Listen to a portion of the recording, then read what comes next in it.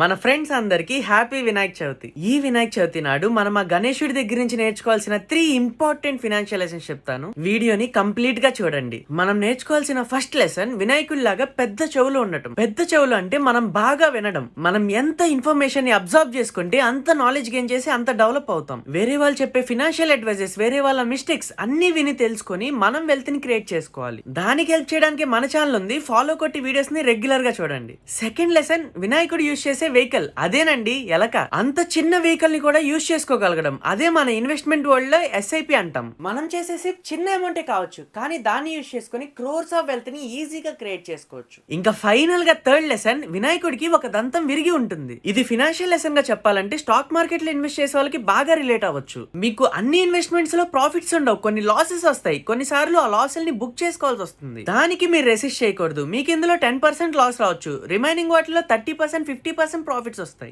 Overall గా మీరు net profit zone లోనే ఉంటారు. అలాగే లైఫ్ లో కూడా గణేష్ జీకి ఒక దంతం లేనట్టే మనకు కూడా ఏదో ఒక దాంట్లో వెల్తీ ఉంటుంది. మనం దాన్నే కాన్సన్ట్రేట్ చేయకూడదు. Just keep ignoring it and have a big smile on your face, just like మన ఫ్రెండ్ గణేష్ జీకి ఉన్నట్టు. ఈ వీడియో మీకు నచ్చితే మీ ఫ్రెండ్స్ అండ్ ఫ్యామిలీకి ఇప్పుడే షేర్ చేయండి. And me likes and comments నాకు మోటివేషన్ ఇంకా ఇలాంటి యూస్ఫుల్ ఇన్ఫర్మేషన్ ని మీకు తీసుకురావడానికి. సో మీకు ఏ వీడియో నచ్చినా లైక్ చేయండి, మీ ఒపీనియన్స్ కామెంట్స్ లో రాయండి. ఫైనల్ గా ఇంకోసారి మీ అందరికీ వినాయక చతుర్థి శుభాకాంక్షలు.